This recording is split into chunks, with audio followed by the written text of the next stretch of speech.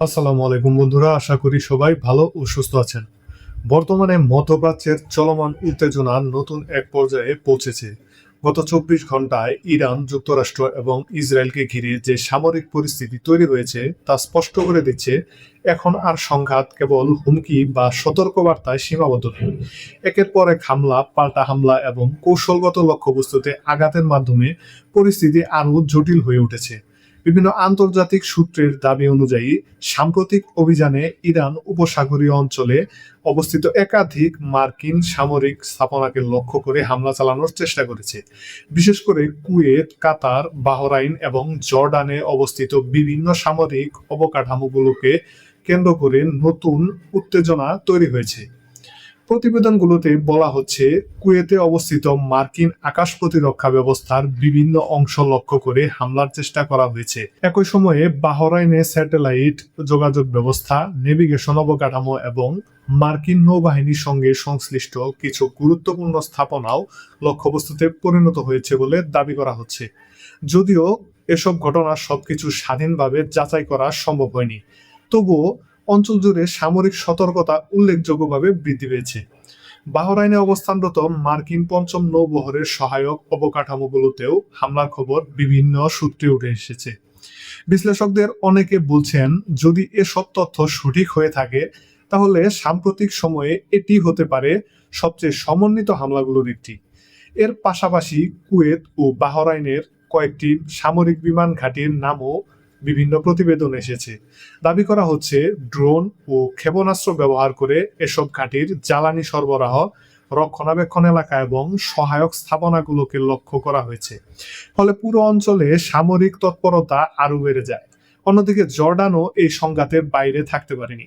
দেশটির কর্তৃপক্ষ জানিয়েছে, আকাশ প্রতিরক্ষা ব্যবস্থা ব্যবহার করে একাধিক ব্যালিস্টিক ক্ষেপণাস্ত্র প্রতিহত করা হয়েছে। তবে ইরানের পক্ষ থেকে দাবি করা হয়েছে, তাদের নির্ধারিত কিছু লক্ষ্যবস্তুতে সফলভাবে আঘাত হানা সম্ভব হয়েছে এবং কয়েকটি সামরিক যোগাযোগ ও নেভিগেশন ব্যবস্থাও ক্ষতিগ্রস্ত হয়েছে। এই দাবিগুলোর সত্যতা নিয়ে এখনো ভিন্নমত রয়েছে। এদিকে যুক্তরাষ্ট্রও পাল্টা সামরিক অভিযান অব্যাহত রেখেছে। সর্বশেষ অভিযানে ইরানের সামরিক ও অর্থনৈতিক অবকাঠামোর পাশাপাশি পরিবহন ব্যবস্থাকেও লক্ষ্যবস্তু করা হয়েছে বলে বিভিন্ন আন্তর্জাতিক সংবাদ মাধ্যম জানিয়েছে। বিশেষ করে উত্তর ইরানের একটি গুরুত্বপূর্ণ রেলপথ এবং কৌশলগত সেতুর উপর হামলার খবর সবচেয়ে বেশি আলোচনা এসেছে। সংশ্লিষ্ট সূত্রগুলোর দাবি, এই রুটটি মধ্য এশিয়া, রাশিয়া এবং চীনের সঙ্গে স্থলপথে বাণিজ্যিক যোগাযোগের জন্য অত্যন্ত গুরুত্বপূর্ণ। যদি এসব তথ্য সঠিক হয় তাহলে শুধু হামলার উদ্দেশ্য শুধু সামরিক চাপ সৃষ্টি করা নয়, বরং ইরানের বিকল্প বাণিজ্যিক যোগাযোগ ব্যবস্থাকেও দুর্বল করে দেয়া। কারণ সমুদ্র পথে চাপ বাড়ালেই স্থলপথে ইরানের অন্যতম ভরসা হিসেবে বিবেচিত হয়।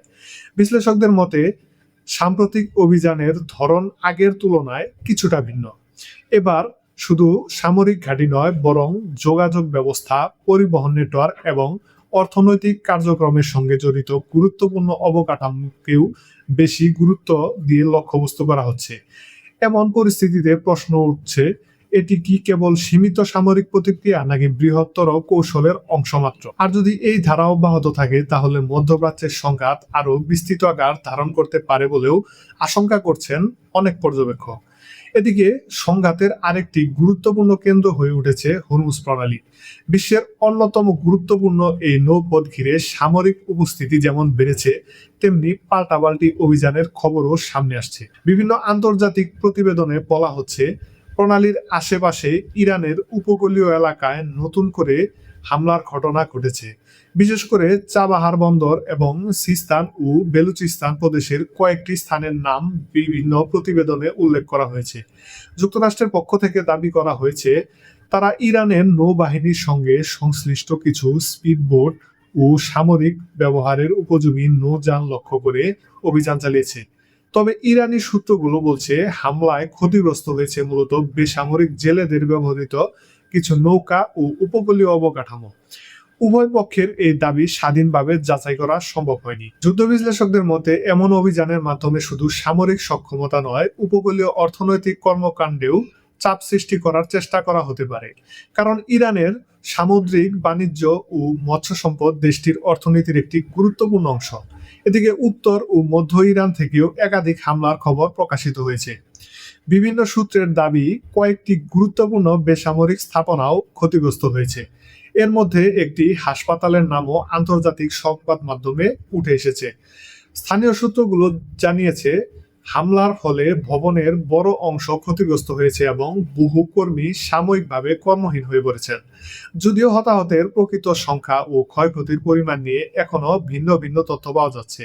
শুধু মূল ভূখণ্ডই নয়, বরং পারস্য উপসাগরের কয়েকটি কৌশলগত দ্বীপ যেমন খার্ক আইল্যান্ড, লাবান এবং আশপাশের আরও কিছু স্থাপনার দিকেও হামলার অভিযোগ এসেছে। এসব এলাকা দীর্ঘদিন ধরে জ্বালানি রপ্তানি ও সামুদ্রিক লজিস্টিক ব্যবস্থার জন্য গুরুত্বপূর্ণ বলে বিবেচিত হয়ে আসছে। সাম্প্রতিক হামলাগুলোর ধরন বিশ্লেষণ করলে একটি বিষয় স্পষ্ট হয়ে উঠছে। আগের পর্যায়ে যেখানে মূল লক্ষ্য ছিল সামরিক ঘাঁটি, ক্ষেপণাস্ত্র কেন্দ্র, পারমাণবিক স্থাপনা কিংবা বিদ্যুৎ অবকাঠামো, এবার তার সঙ্গে যুক্ত হয়েছে রেলপথ, যোগাযোগ নেটওয়ার্ক, হাসপাতাল, বন্দর এবং অর্থনৈতিক কর্মকাণ্ডের সঙ্গে জড়িত গুরুত্বপূর্ণ স্থাপনাগুলো। নিরাপত্তা বিশ্লেষকদের একাংশ মনে করছেন, এর উদ্দেশ্য হতে পারে ইরানের সামরিক সক্ষমতার পাশাপাশি অর্থনৈতিক কার্যক্রমেও দীর্ঘমেয়াদী চাপ সৃষ্টি করা। কারণ একটি দেশের পরিবহন ব্যবস্থা, যোগাযোগ নেটওয়ার্ক এবং বাণিজ্যিক অবকাঠামো দুর্বল হয়ে পড়লে সামরিক সরবরাহ ব্যবস্থাও প্রভাবিত হয়। আরেকটি বিষয়ও আলোচনায় রয়েছে। কয়েক মাসের তুলনামূলক বিরতির সময় উভয় পক্ষই নিজেদের কৌশল নতুনভাবে সাজিয়েছে বলে ধারণা করা হচ্ছে। সেই কারণে এখন হামলার লক্ষ্যবস্তুগুলো আগের তুলনায় অনেক বেশি পরিকল্পিত এবং নির্দিষ্ট বলে মনে করছেন পর্যবেক্ষকরা। অন্যদিকে ইরান শুধু প্রতিরক্ষামূলক অবস্থানে নেই। বিভিন্ন আন্তর্জাতিক সূত্র জানাচ্ছে, উপসাগরীয় অঞ্চলে অবস্থিত কয়েকটি মার্কিন সামরিক ঘাঁটি এবং তাদের সহযোগী অবকাঠামোকে লক্ষ্য করে পাল্টা হামলা অব্যাহত রেখেছে তেহরান। ইরানের কর্মকর্তারা বারবার দাবি করছেন, যেসব দেশ তাদের ভূখণ্ড বা সামরিক স্থাপনা ব্যবহার করে বিদেশি বাহিনীকে সহায়তা করছে, সেগুলোকে তারা বৈধ সামরিক লক্ষ্যবস্তু হিসেবে বিবেচনা করছে। তবে আন্তর্জাতিক আইন বিশেষজ্ঞরা বলছেন, এমন দাবি বাস্তবে কতটা গ্রহণযোগ্য হবে তা নির্ভর করবে প্রতিটি ঘটনার প্রকৃতি ও প্রমাণের উপর। এদিকে সর্বশেষ প্রকাশিত কিছু প্রতিবেদনে ইরানে হতাহতের সংখ্যাও বেড়ে যাওয়ার ইঙ্গিত পাওয়া গেছে। বিভিন্ন সূত্রে বেসামরিক ও নিরাপত্তা বাহিনীর সদস্য সহ কয়েক ডজন মানুষের প্রাণহানির দাবি করা হয়েছে। যদিও নির্ভরযোগ্য আন্তর্জাতিক পর্যবেক্ষকদের মাধ্যমে সব তথ্য এখনো নিশ্চিত করা সম্ভব হয়নি। তবে একটি বিষয় পরিষ্কার, যত সময় যাচ্ছে সংঘাতের মানবিক মূল্য তত বাড়ছে। শুধু সামরিক অবকাঠামো নয়, সাধারণ মানুষের জীবন, স্বাস্থ্যসেবা এবং অর্থনৈতিক কর্মকাণ্ড এই সংঘাতের সরাসরি প্রভাবের মধ্যে চলে আসছে। এদিকে গোয়েন্দা তথ্য নিয়ে কাজ করা কয়েকটি আন্তর্জাতিক বিশ্লেষণী প্রতিষ্ঠানের মূল্যায়ন অনুযায়ী ইরান সীমান্তবর্তী এলাকায় ক্ষেপণাস্ত্র, ড্রোন এবং ভারী সামরিক সরঞ্জামের উপস্থিতি বাড়াচ্ছে। একই সঙ্গে উপসাগরীয় অঞ্চলের মার্কিন ঘাঁটিগুলোর নিরাপত্তাও আরও জোরদার করা হয়েছে। ফলে অনেক বিশ্লেষকের আশঙ্কা, যদি কূটনৈতিক উদ্যোগ দ্রুত কার্যকর না হয়, তাহলে আগামী কয়েকদিনের মধ্যেই এই সংঘাত আরো বড় আকার ধারণ করতে পারে। এদিকে এই পুরো সংকটের মধ্যে আরেকটি দেশের ভূমিকা নিয়ে আন্তর্জাতিক অঙ্গনে ব্যাপক আলোচনা শুরু হয়েছে, আর সেই দেশটি হলো ওমান। দীর্ঘদিন ধরে ওমান মধ্যপ্রাচ্যের বিভিন্ন সংকটে মধ্যস্থতাকারীর ভূমিকা হিসেবে পালন করে আসছে। এবারও একই ধরনের কূটনৈতিক তৎপরতার খবর সামনে আসছে। বিভিন্ন আন্তর্জাতিক সূত্রের দাবি, সাম্প্রতিক সময়ে ওমানের কর্মকর্তারা একদিকে যুক্তরাষ্ট্রের প্রতিনিধিদের সঙ্গে বৈঠক করছেন, অন্যদিকে ইরানের সঙ্গেও যোগাযোগ অব্যাহত রেখেছেন।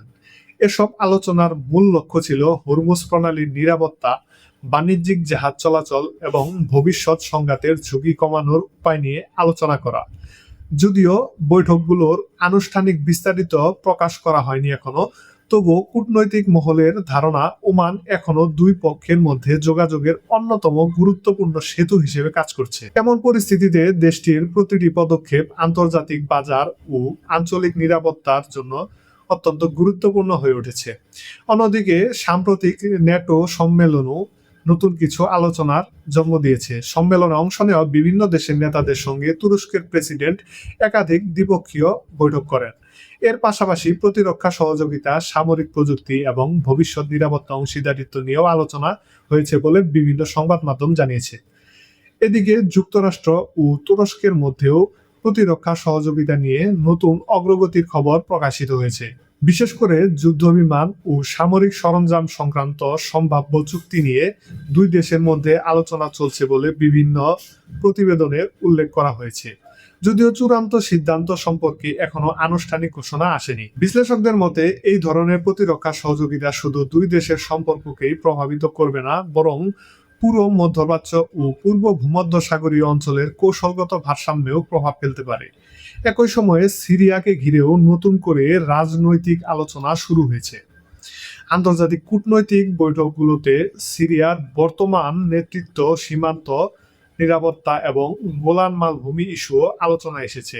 এই অঞ্চলটি দীর্ঘদিন ধরে আন্তর্জাতিক বিরোধের অন্যতম কেন্দ্র হিসেবে বিবেচিত। আন্তর্জাতিক আইন অনুযায়ী গোলান মালভূমির অবস্থান নিয়ে বিভিন্ন দেশের অবস্থান এক নয়। ফলে এ বিষয়ে যে কোনো রাজনৈতিক বক্তব্য বা সিদ্ধান্ত নতুন করে বিতর্কের জন্ম দিতে পারে।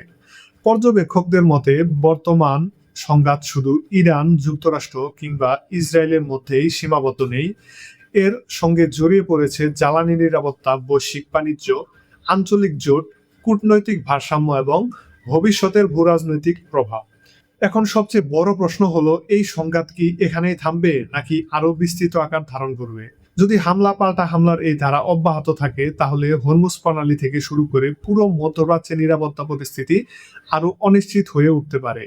আর এর প্রভাব শুধু এই অঞ্চলেই সীমাবদ্ধ থাকবে না, বিশ্বব্যাপী জ্বালানি বাজার, বাণিজ্য এবং আন্তর্জাতিক অর্থনীতিতেও এর প্রতিফলন দেখা যেতে পারে। তবে এখনো কূটনৈতিক সমাধানের পথ পুরোপুরি বন্ধ হয়ে যায়নি। আন্তর্জাতিক সম্প্রদায় পরিস্থিতি নিবিড়ভাবে পর্যবেক্ষণ করছে এবং বিভিন্ন পক্ষ উত্তেজনা কমানোর আহ্বান জানিয়ে যাচ্ছে।